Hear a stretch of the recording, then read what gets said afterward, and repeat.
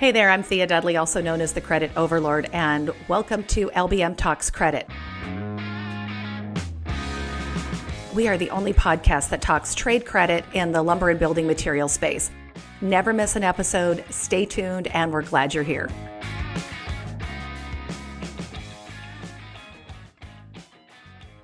Hey everybody, this is Thea Dudley, also known as the Credit Overlord, and welcome to another edition of LBM Talks Credit.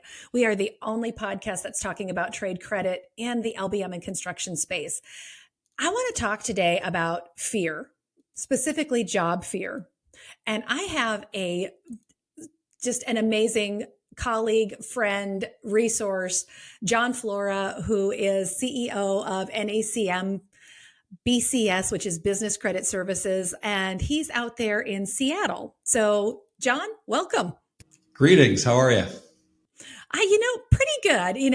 I've had a couple of conversations with some credit people across the country, and fear seems to be the word of the day, which I thought after the election, maybe everybody would calm down, but apparently it's too soon to hope.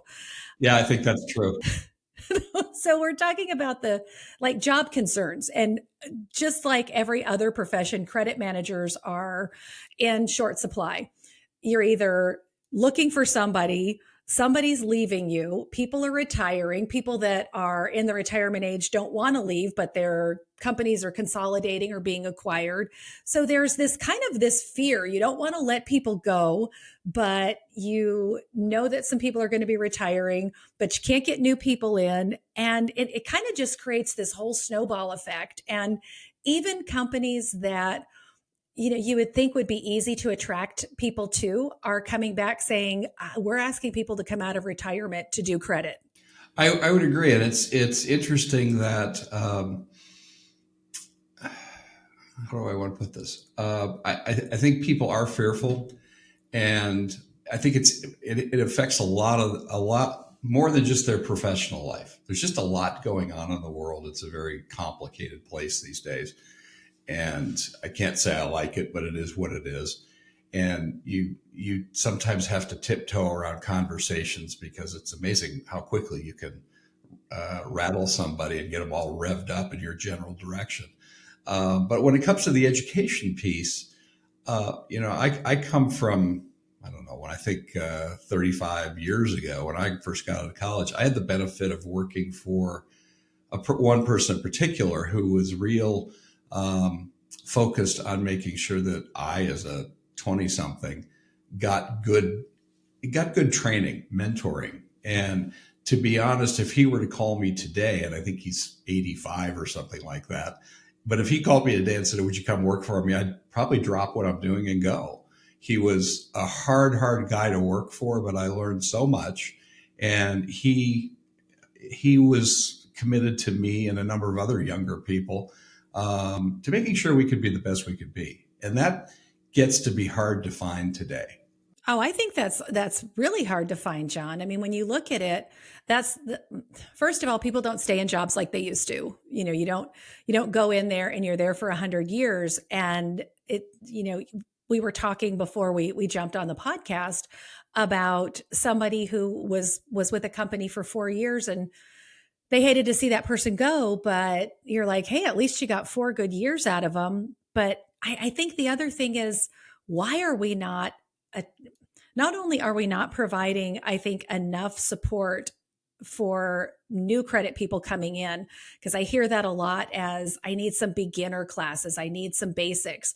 And those of us that are in it, and I know NACM, I know you put on some great programs, but you're even having a hard time getting people to just show up, sign up, and take the classes. And you're like, look, they're here. But I think a lot of it goes back to, if you're running so thin, and a lot of companies are running thin, then you don't have time to work with the new people that you're bringing on and coach them and train them and mentor them. It's more like, hey, I'm going to drop you into the deep end of the ocean with an anchor on you. And if you swim to shore, hey, you get to stay. And that's really true. If you look back at, I've been here almost 13 years. And when I arrived, we still had the veteran people at our member companies who would support the education of their younger staff. They'd pay to send them to conferences. They'd pay to have them take classes. And that was a real active part of what NACM was, and to a certain extent remains to be. It was a part of really what made us work. And then COVID came along, and I think also just the demographics of life with people aging out. There was just a lot of change in 4 years, and you don't have the same kind of people at the top saying, we need to train our folks. And that sort of exacerbates a problem that I don't know how we're going to change it. We have to, but I don't know how we do it. Credit is not taught at any college or university. You don't go to school to be a credit manager. You can go get your accounting instruction, you can get finance instruction, marketing, all that. But no, outside of maybe a chapter in a business law class, you're not going to get any kind of training at the college level in credit. And we have, we've been trying hard for the last 3 or 4 years to make a scholarship available to current college students and get them an internship in a credit department, a paid internship, and put those together to get that background. Maybe it gets them their first job out of school. That is I'm finding a huge pipe dream. Trying is to that change the one we've been working on for years, it is. John? It is. And it's one that come right after the first of the year, I'm going to be focusing most of my time on. How do we make this work? Because the colleges and universities that I've been in touch with, largely on the West Coast, but not just here in my humble state of Washington. I've talked to a lot of schools, 4-year, 2-year, you name it. And enrollments are tight. Their funding is tight. They immediately think that this guy from a credit organization is going to want to change the curriculum, which I don't want to do. I want to get a kid placed in an internship, pay them for that, and give them that experience, and also give them a little scholarship to help pay their bill. That could be huge. And I speak from experience, having had, I think, 4 internships when I was in college, and I got a job out of one of them. And I could have had a job from 2 of them. And that still works today, but they've got their own challenges. I don't know of a school right now that doesn't have enrollment issues, which means they have budget issues. And so what we're experiencing, they also experience, but somehow we got to get them early and get them to learn about what we do. Doesn't mean they're going to be a credit person forever, but on the road to... I don't know. I've been a credit person forever, and but I think you have to find what you're passionate about. And that's the other side of it is... Everybody wants experience. You can't get experience without a job. And yet this is one of those jobs that it sounds like, all you guys do is call, it's just like robocalling or dialing for dollars. And it's absolutely not. Credit management is so much different than that. Not only are you, your portfolio is basically, you're running like a mini company. You're creating relationships. You have to know different lien laws. You have to be aware of taxing issues. There are all these pieces and components that go to it. And a lot of times it is a lot of learning on the job, but it goes back to, if you're not adequately staffed, how do you expect people? I can't just peel off 3 hours a day if I'm running a department to train and work with the people the way that I need to. And yet I can't get funding for more people, or I can't send them somewhere. So it kind of becomes this catch-22, and it's like a chicken and egg. It's like, okay, so what do you do now? We're pulling people out of retirement, but are they just putting Band-Aids on stuff? It's like, I just need you for a couple of years. And then if you retire again, it's like, so what in those 2 or 3 years did you do to solve the problem? Because I don't want to die. I'm not a die at my desk kind of woman. I'm not going to die here. That might be somebody's dream. It's not mine. So how are we bringing those folks on? And it's amazing. I don't think people really think of credit management as an actual career. It's like almost, it showed up. It's like, no, you can do quite well and make a great career there. I know a number of people who have done very well in this world. At the same time, they've all those people who are now vice presidents of credit or whatever the title may be in a large company. They also have aspirations to maybe be a CFO someday or whatever. They still have that upward mobility thing in mind. But a lot of this comes back to uh, what the guy at the top, guy or gal at the top, saying we are going to be committed to training, and the idea that times are tough and we may not have the money for that. I think that becomes a self-fulfilling prophecy. If you don't invest in the future of your people, then you're going to have a problem. And I can think of one of our members right now who has one of our truly veteran credit managers. She's been ready to go for a year, at least, maybe longer. And they keep asking her to stay, and they sweeten the pot. And I think she may be hanging it up at the end of this month. But the last time I talked to her, there was some possibility it was going to extend. So they keep doing that. And she's very good at what she does. One of the best, I think I could say. But they're also not looking at what happons after her. Yeah. And so what's the long-term effect of doing that? Right. And so as you noted, even part-time. You're going to walk out, get thrown out, or go out feet first. And most of us would like to walk out. And so in her case, she has stuff she wants to do. Yeah. In however many years she has left. And working is not necessarily what it used to be. She likes the check, but even that's wearing thin. And so the company really needs to take a hard look at how they're either locating the next person or training an in-house person to be the next head honcho. And I see that happen far too often. And that strikes me as the question that comes to my mind is the value of the credit manager or credit department kind of low on the totem pole until suddenly somebody looks at the AR and goes, oh my God, we have a problem. Oh, But yeah, it's until low on the that totem happens, pole they're until kind of your low on cash the flow totem goes pole. to hell. Yeah, your cash flow goes to hell and then it's done. But, it comes back to, how are you? Everybody talks about succession planning.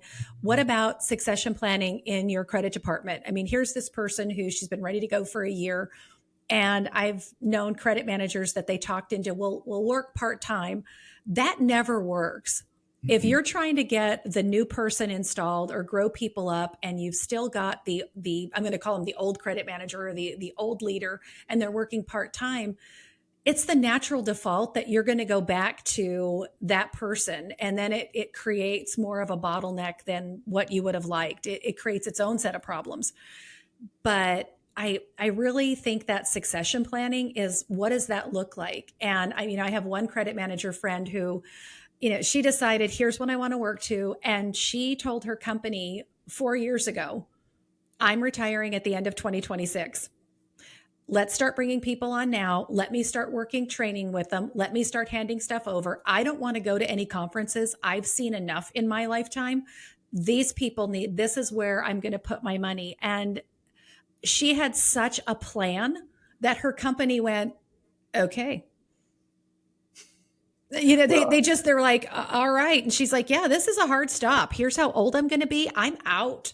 And I wonder if that's part of the problem, is that we do have a lot of people that they're not sure they want to retire. They look at it and it's something that, yeah, I'm going to retire, but they've said it so much that nobody takes them seriously. So you don't see people coming on board. You don't see them bringing anybody and training up, because this person really isn't serious. They haven't put their line in the sand.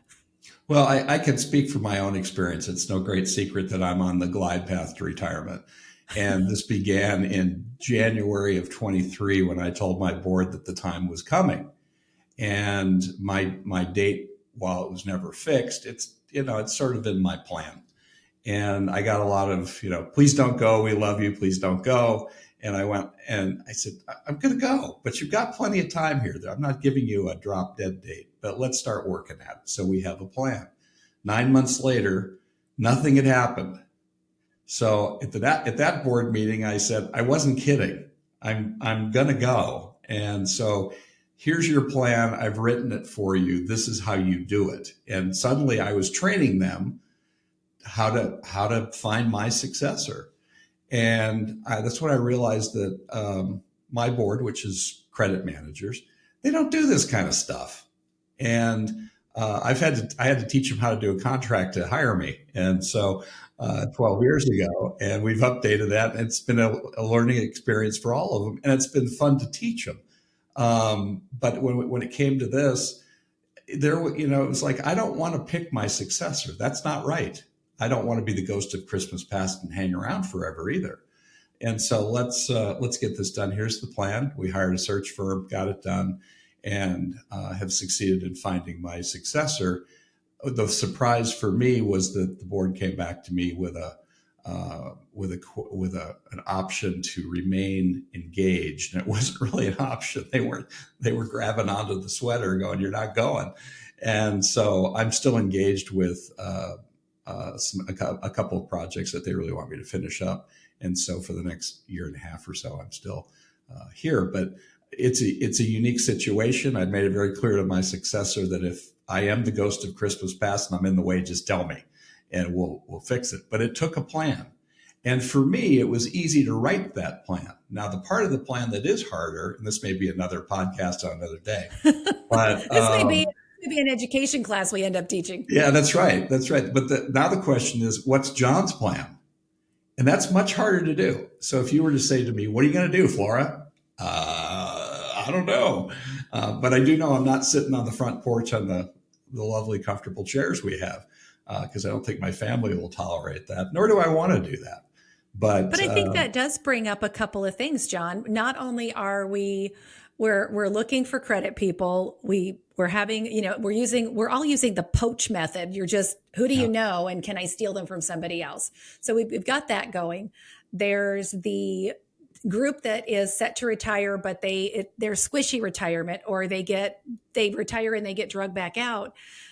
But that brings up a whole nother thing. Why a lot of people aren't retiring is they have no idea what that looks like after retirement. And that's a whole nother, that whole fear thing of, am I going to be relevant? What am I going to do? Can I afford to retire? Well, and there's the financial piece of it as well. But I think the one interesting thing I'll add here, which gets us back to the whole education piece, we recently had, in October, we did a regional conference here in the Seattle-Tacoma area. And one of the highest rated speakers was a headhunter, executive search person.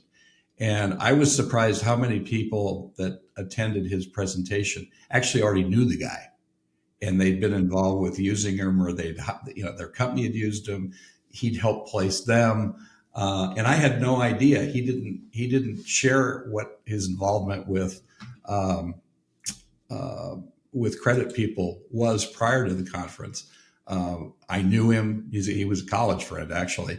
And he went over very, very well. But his whole deal was about how do you survive a merger, acquisition, or other change in your professional life, and involved networking and using people like him, of course, and building all that.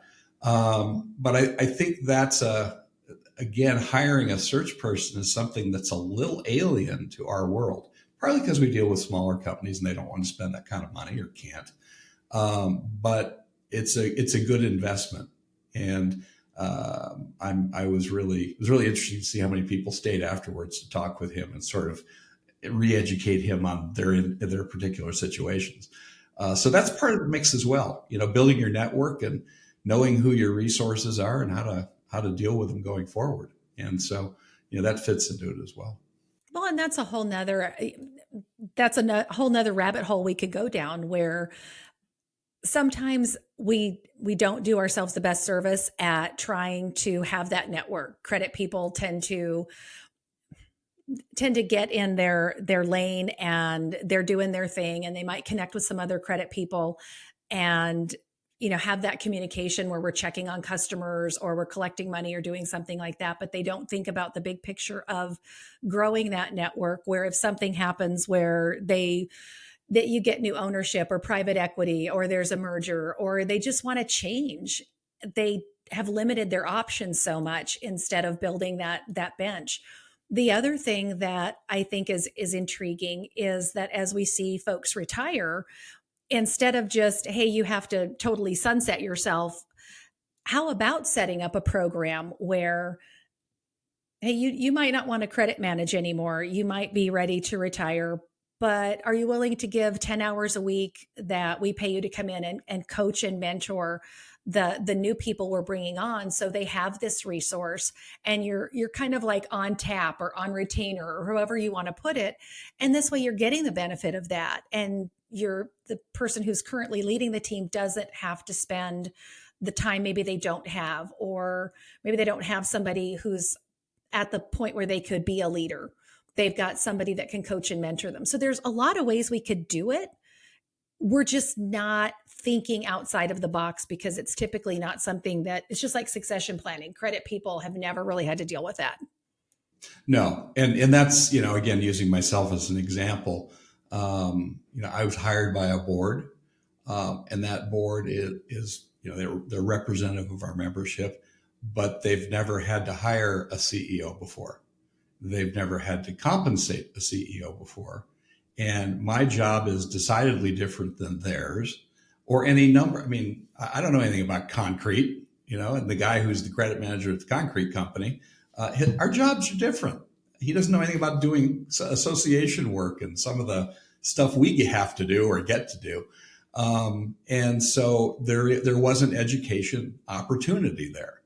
And my view on that was, okay, guys, you don't know what you're doing. And they'd all laugh and say, yeah, you're right. And I said, so when you go through this process, after you've learned all the things we're going to talk about, you're going to be better equipped to work in your own company. But if you're on the board of a nonprofit or your church or whatever, you're also going to be better equipped to help them. And so you're going to be a better commodity out there by having a good learning experience. And all of this, I think, has to be couched in that term. You start young, you learn a little bit, you learn a little bit more, you get more responsibility. And that's kind of lifelong learning and, I don't know, being a whole person, if you will. He was a little tired. It's kind of tired to talk about, but it's about building you and your skill set. And you have to have some ambition in there, though. You just can't. Well, so does it go back to, instead of saying, hey, we can't find any credit people, it's, I need to just find a talented amateur and invest in some training. If you can find that person, yeah. And, but I've had the other side of the spectrum where somebody started, and I had a credit manager friend call and say, well, that dude made it 17 days and the guy didn't even quit to my face. He waited till he got back from training and then sent me an email and said, hey, I left all your equipment at the branch. I can't do this. This is not the job I thought it was going to be. And, she said, I hired someone who was from, in their 30s, thinking, maybe a younger generation. They're bringing some different things to the table. And they got here and went, oh, hell no. And she's like, yeah, training sucks. Training's hard. Nobody, learning new computer systems, you're learning new customers, you're learning a company. So you're learning all of these different things. It does take a little bit of time to acclimate and get comfortable in this seat, but 17 days, you barely know where the bathroom is. You didn't even give it a shot. So if you had any advice for somebody looking for a credit person, if I come to you and I'm like, John, I need to find, 2 credit managers, and I tell you they need to have experience, and you're like, well, good luck. How do you feel about taking, an amateur that is intelligent and there's some, at least they are a passionate person as far as they'll get excited about something, you get them engaged and they're going to run with it. What advice would you give for somebody that's looking for credit people? I think I would start by saying, go get involved in your industry trade group. And anybody that's involved with somebody like us knows what trade groups are all about. But essentially, whether it's wiring or HVAC or wiring, HVAC, plumbing, hospitality, food, whatever the industry is, we have industry groups, and those are like-minded individuals from your profession. And so go there and talk to them, see who they know. Again, use your network and their network and see what you can do with that. Oh, so I have no problem poaching. It's like, look, if you can't make them happy, I will steal them if I can. Well, and I'm not necessarily saying poaching. I'm just, I mean, No, no, okay. that Yeah. was me. Yeah. I Yeah. don't want to know, John, I'm not going to tag you with poaching. That was me. I have Well, no problem poaching. It's like, look, if you're not happy where you might be happy, but you could be happier here if I can figure out what gets you excited. Is yeah. it you want to do you want to grow more. You want to learn, more about different things. There's a certain maybe you're really into the mechanics lien part of it or the legal part of it, or you really like doing the asset searching. What is it that really floats your boat about this job? Is there one aspect over another? And if that's what you're into, I want to help get you there. Absolutely. And all I'm saying, I'm on the board of a nonprofit in my community, and we're looking for some people right now, not credit people. They happen to be development officers or a development officer to go raise money. Those are very hard to find, very much like credit people are. And so it's really a question of, okay, who do we know that we can talk to? Uh, where are we going to look? And how are we going to go about it? Set the plan up. But it would be like going to your industry group. It would be like calling us. Depending on how, I'm not sure you're going to call a search firm necessarily for a beginning level, but you might if you're, if you have some unique characteristic. But I think it's a matter of working your network. And I think what I've seen in the last few years, and COVID certainly exacerbated it, but it was happening before then, are the people in our profession, and it's not unique to us by any means, but I think we read Facebook and we read LinkedIn and we do all that stuff. Okay, use those tools. That's fine. But develop the relationships. And back in the day, I was a member of Seattle Rotary that had 750 members and we met every week and all that. You got to know a heck of a lot of people that way. And those organizations, like Rotary, like Kiwanis, whatever, they've had the same membership issues that we've all had, and it's declining. And we don't work the way we used to. And I think we've lost something with that. So to the extent you can go out and meet people, wherever you're going to meet them, you knowing full well someday you may call them, they may call you, but that's the business. Networks are huge, and I speak as someone who probably used to know most of the movers and shakers in the greater Seattle area because they went to Rotary. And I was a kid, they were World War II people, and they were nice to me, and I was nice to them. And so I had a heck of a Rolodex for 20 years. I don't have that anymore. And part of it is that I stopped doing that stuff, and for various reasons. And I think all legitimate, life changes, you go do other things. But I'm looking at it going, okay, my world's going to change. I'm not going to be inactive. I don't know what I'm going to do, but I'm not going to be inactive. And there are people that are calling now saying, do you want to do thus and such? And I'm kind of pushing back a little bit, but I want a better network, and it's more fun to get to know people and hang out with them, and rather than sit here and talk to myself. No, you and I spent a lot of time talking to each other. Well, you brought up LinkedIn, and what was funny is that's really kind of replaced a lot of that networking. In one way, it's a really cool tool. On the other hand, I've had people reach out and they're like, "Hey, I noticed that you're connected to so and so in your network. Can you introduce me?"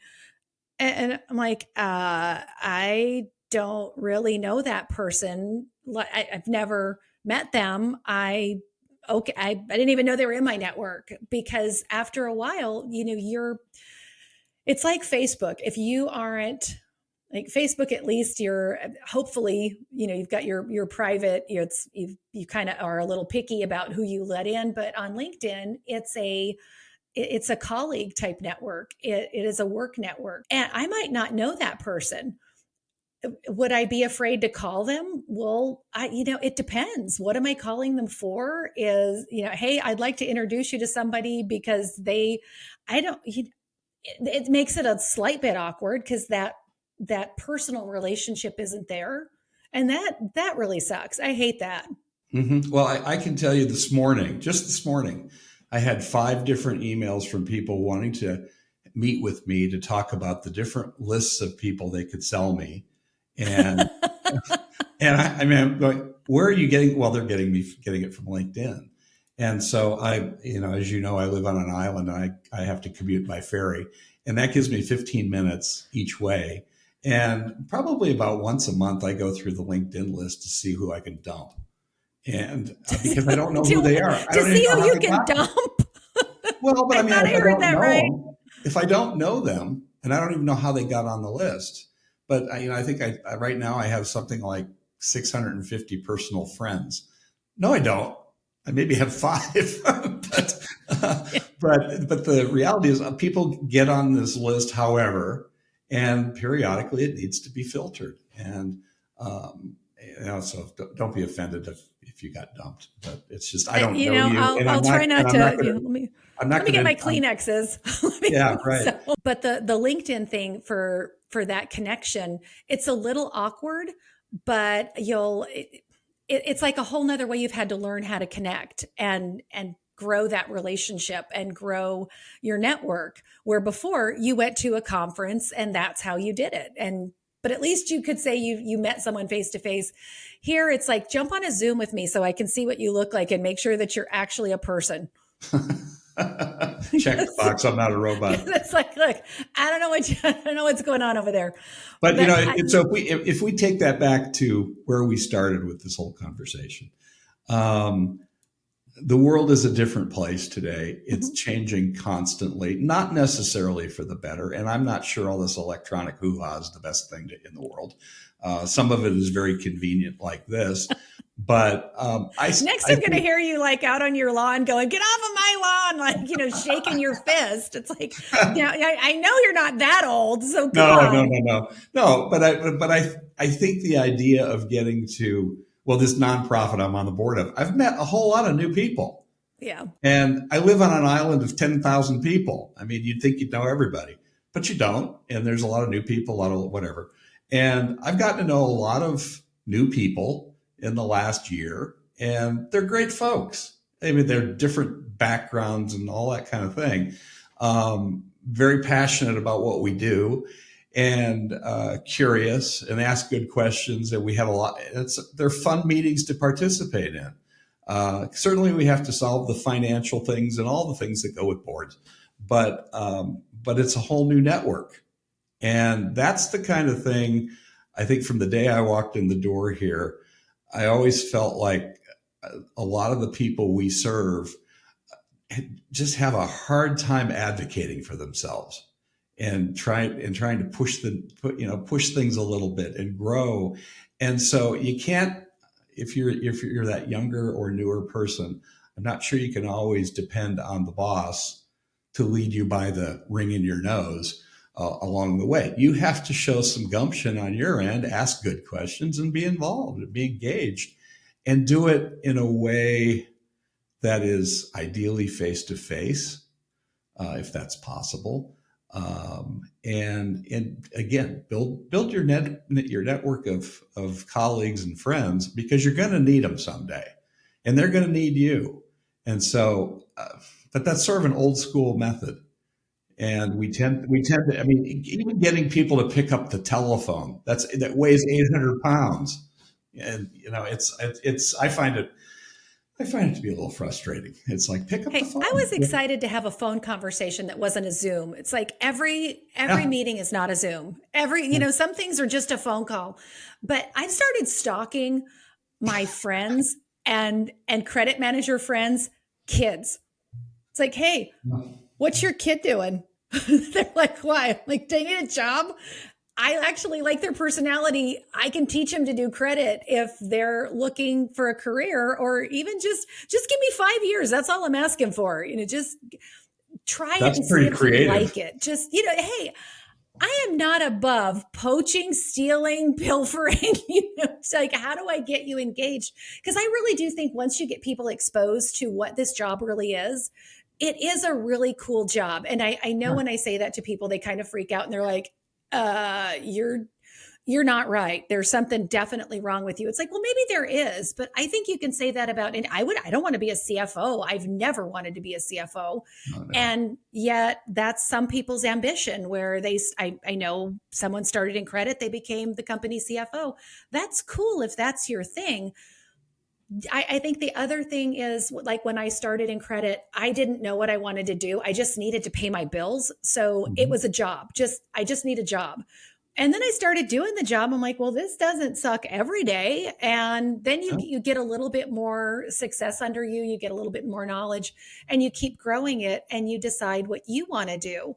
And I think just getting somebody to see what the job is, and that's the biggest part. That's where I have no problem going, hey, what is your kid doing? Give them to me. Let me drag them over here. I think when we're looking at, hey, we can't find credit people, we're not, as employers, we're not being creative enough. We're not Mhm. looking in, we're not looking in maybe some unobvious places. There are hireable Agreed. people all around you. Now, granted, some people don't want to work. That's a whole nother, that's Yeah. just a whole nother rabbit hole I can't even face right now. But looking at different, if you have good customer service skills, I don't care if you're the bartender, you maybe, okay, of course I pick a bartender, but that's something that you can't teach people how to have a personality. And this job takes a lot of personality. You don't need an accounting degree for this. All I need to do is to be able to add and subtract. And it's like, look here, you owe me money, give it to me. That's easy math. I can't teach you how to have a personality. I can teach you everything else about this job. Hmm. And even if you don't have much of a personality, there's work for you to do. We've That's had a true. couple We here, can but put you somewhere. yeah, but yeah, no, there's a place, and we have. I'm thinking of one of our collectors who is she's a little crazy, but she's really fun, and she won't take no for an answer. So picking up the phone is very easy for her, and she just takes no prisoners. Now, did she come that way? Part of that's her personality. Part of it was her training with us, but she just thrives on going after somebody for money that's owed to one of our members. And she won't take no for an answer, and just she'll keep going after him and after him and after him and after him, and Well, finally yeah, they pay. because that's our money. You didn't just lie to some Yeah, nameless, faceless person. You lied to me, yeah, and and that's the way we're she going to takes it. square this off. Yeah.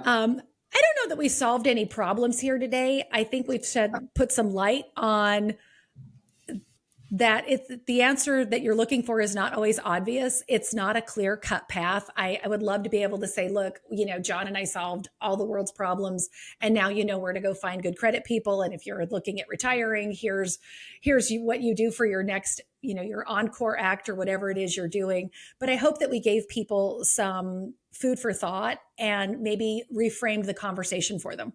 Well, I agree, and I hope I'm going to be curious to see what feedback you might get. There may be some people out there in podcast land that contact you with ideas of their own about how they found people, suggestions. Oh, I would love that. There may be some interesting feedback, and if you get that, I hope you'll share it with me. I'm just curious because I I'd think, share with you, John. yeah, well, we I've known have you a too long to not share. well, So we've again, this is a different time than we grew up yeah. in, and we have to adjust. And we're constantly trying to come up with new things, throw ideas up against the wall, see what sticks. If it doesn't stick, it doesn't mean it's a failure. It just means it wasn't as The successful, and we timing got to might try not be something different. right.